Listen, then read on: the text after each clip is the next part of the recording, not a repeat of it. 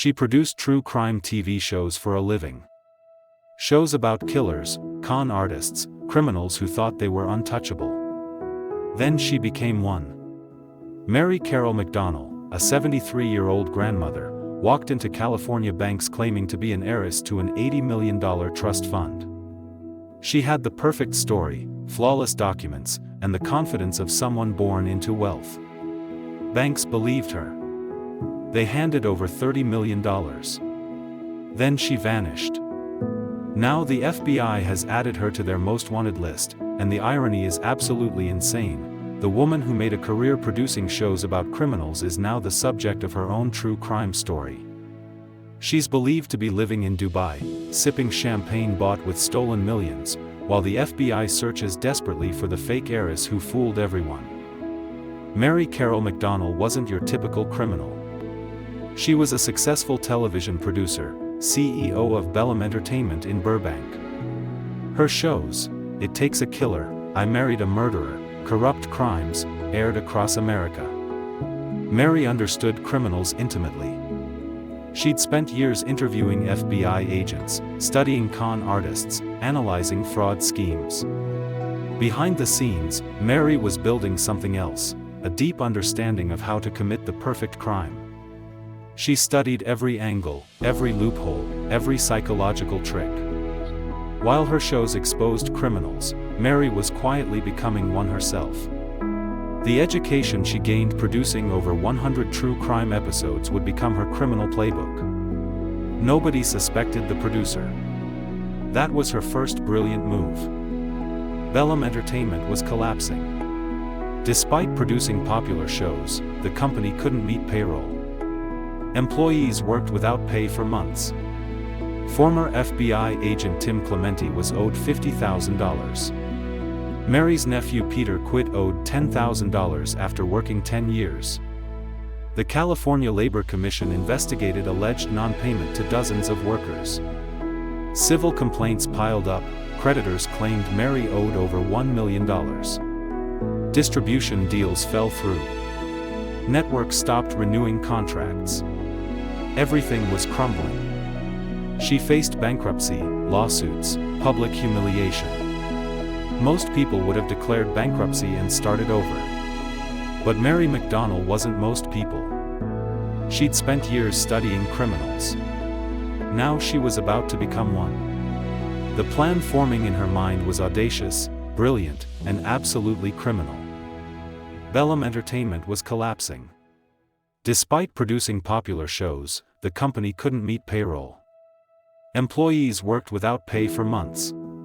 Former FBI agent Tim Clementi was owed $50,000. Mary's nephew Peter quit owed $10,000 after working 10 years. The California Labor Commission investigated alleged non-payment to dozens of workers.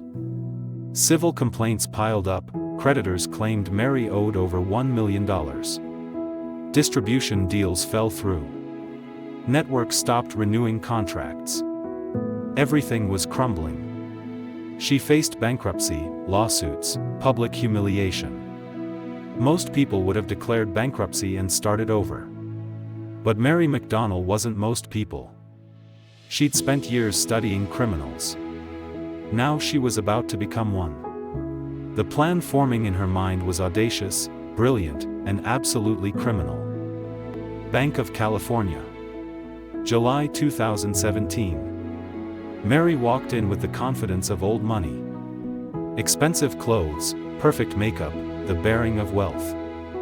She explained her situation calmly. She was Mary Carole McDonnell, heir to the McDonnell aircraft fortune. She had a secret trust worth $80 million accessible shortly. Her production company needed immediate capital. Could they provide a short-term loan? She presented documents, trust papers, family records, financial statements, all meticulously created. Bank officers studied her paperwork, Googled the McDonnell family fortune. They looked at Mary, sophisticated, well-spoken, clearly educated. Everything checked out. The loan was approved. $14.7 million transferred into accounts Mary controlled. The bank had just been conned by a 70-year-old grandmother. And Mary was just getting started. Success made Mary bolder. If one bank believed her, others would too. She refined her pitch, improved her documentation, perfected her performance. Other financial institutions in Los Angeles and Orange County became targets. Each time, the story was customized. She was the McDonnell heiress with the secret $80 million trust, needing short-term financing for urgent business opportunities. The key was confidence. She never seemed desperate. Heiresses don't beg. They simply expect cooperation. Financial institutions competed for her business, eager to build relationships with someone from such wealth. Between July 2017 and May 2018, Mary defrauded multiple banks. Beyond the $14.7 million from Banc of California, she obtained over $15 million from additional sources. Total take, approximately $30 million. The irony was staggering. While Mary actively defrauded banks of millions, she simultaneously produced true crime shows about criminals just like herself. At Bellum Entertainment, Mary discussed episodes about fraud, identity theft, con artists. She interviewed experts about how criminals got caught, what mistakes they made. Meanwhile, she was living the exact schemes her shows exposed. Employees had no idea their CEO was an active criminal. When Mary told staff the company couldn't meet payroll due to bank problems, she was technically telling the truth. Mary compartmentalized brilliantly, keeping her criminal activities completely separate from business operations. She was living a double life, respected television producer by day, sophisticated con artist by night. The woman who made millions producing content about criminals was becoming the perfect subject for her own show. Late 2017. Banc of California noticed irregularities. Mary's loan payments weren't arriving as promised. The collateral seemed questionable. Officers tried contacting Mary. She was increasingly difficult to reach. When they finally spoke, Mary remained calm, offering explanations about delayed trust distributions, paperwork complications, temporary cash flow issues. But the bank was growing suspicious. Research into the McDonnell family revealed no connection to Mary. The secret trust didn't exist in legal records. The documents were sophisticated forgeries. Other financial institutions reported similar concerns. The fraud was unraveling. By mid-2018, criminal investigations were underway. Federal prosecutors began building a case.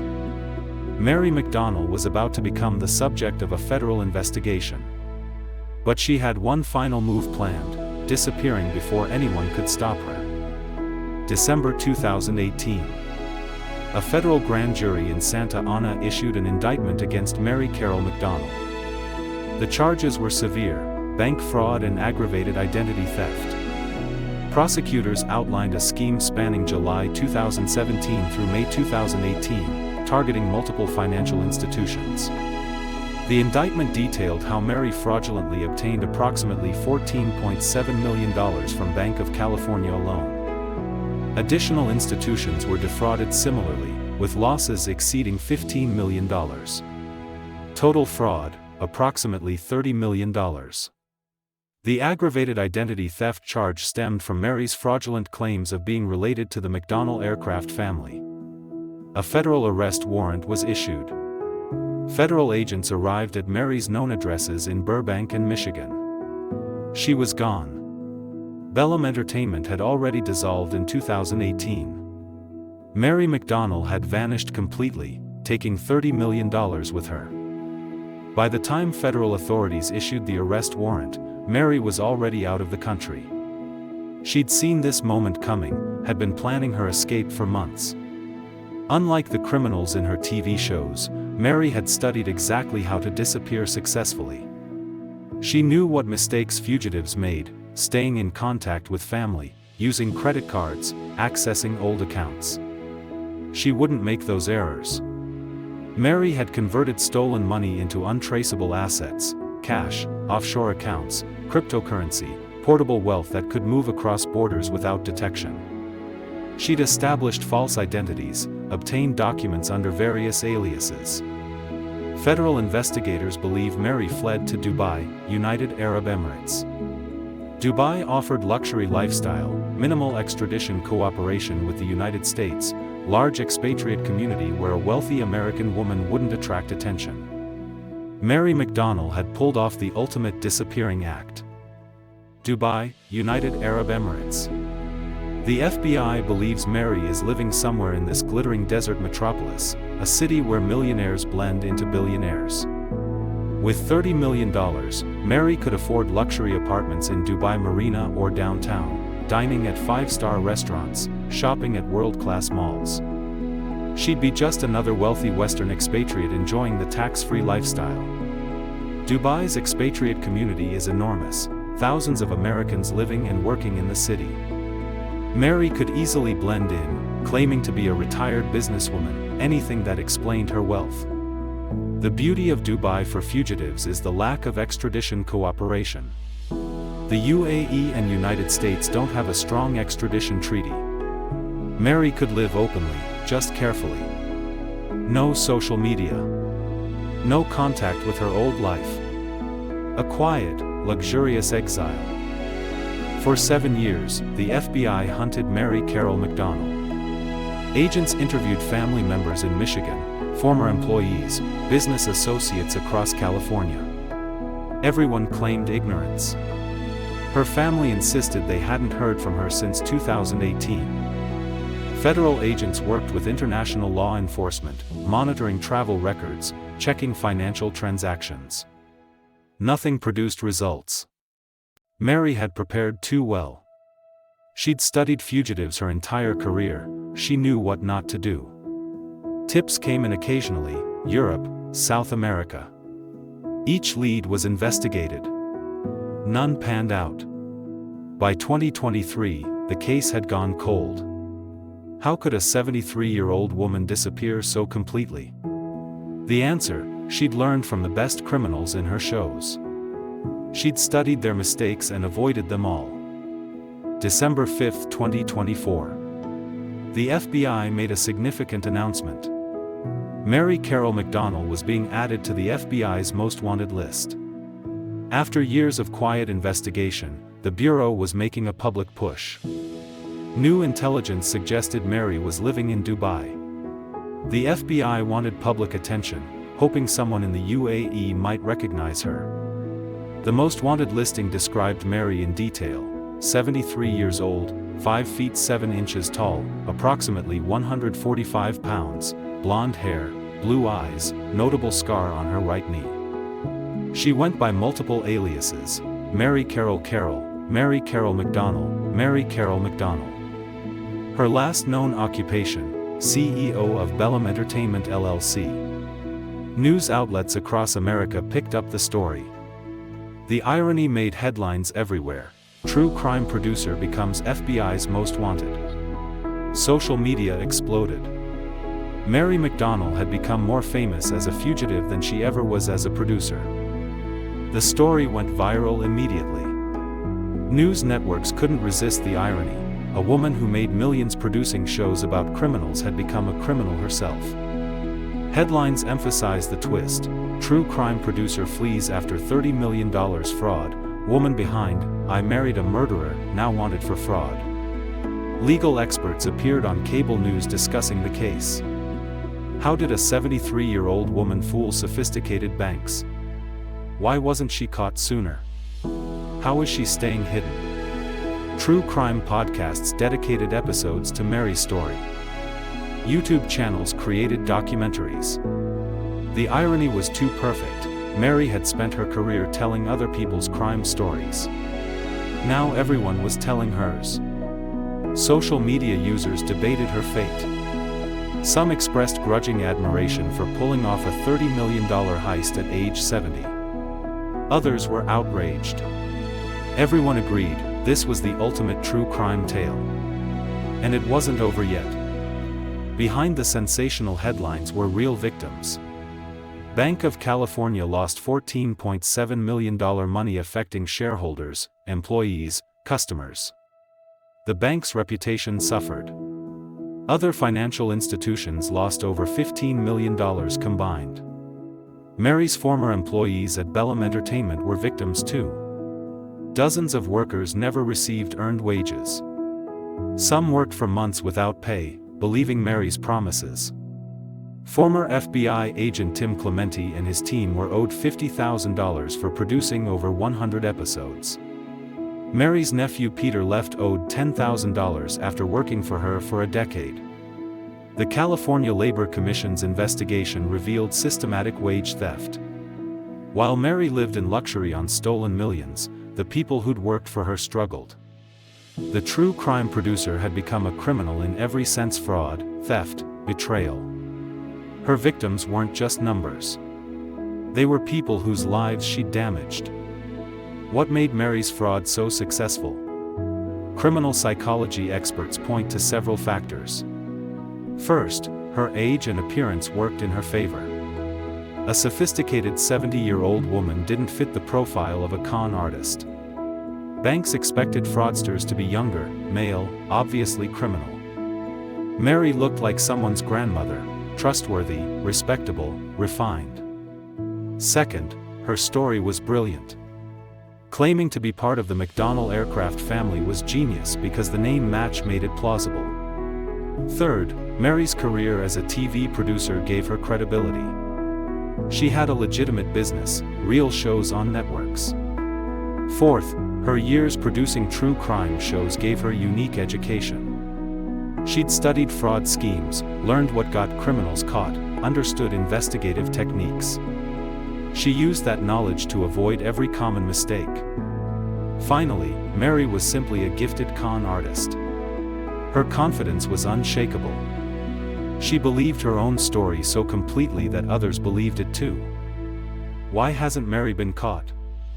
The answer involves complex international law. Dubai doesn't have a strong extradition treaty with the United States. Even if federal agents pinpointed her exact apartment, legally removing her would be diplomatically complicated. The UAE cooperates with American law enforcement on terrorism and major security threats. Financial fraud of a 73-year-old American woman? Much lower priority. Additionally, Dubai attracts wealthy individuals precisely because it offers privacy and discretion. The city's economy depends partly on wealthy expatriates seeking refuge from their home countries. Dubai isn't eager to turn over foreign residents. Mary chose her hiding spot strategically. The FBI can publicize her case, offer rewards. But actually apprehending her in Dubai requires UAE cooperation, which isn't guaranteed. International fugitive cases are notoriously difficult. Mary understood this before she fled. She picked the perfect hiding spot. Mary understood that successful fugitives need multiple identities. The FBI lists several aliases: Mary Carole, Mary Carole McDonnell, Mary Carole McDonnell, Mary C. Carole, Mary Carole McDonald. These variations allow her to book hotels, rent apartments, open accounts under slightly different names. The aliases follow a pattern, all variations of her real name, making them easy to remember and respond to naturally. The subtle differences confuse databases and tracking systems. A hotel might have Mary Carole staying, while a bank has Mary C. Carole, and a restaurant reservation is under Mary McDonnell. Law enforcement searching for Mary Carole McDonnell might miss these variations. Beyond these documented aliases, Mary likely has completely false identities, passports, licenses, credit cards under entirely different names. This layered identity strategy is sophisticated. It shows Mary studied identity fraud extensively. She's not just hiding, she's become someone else entirely. Where is the money? $30 million doesn't simply vanish. Federal investigators searched for years and found almost nothing, suggesting Mary planned carefully.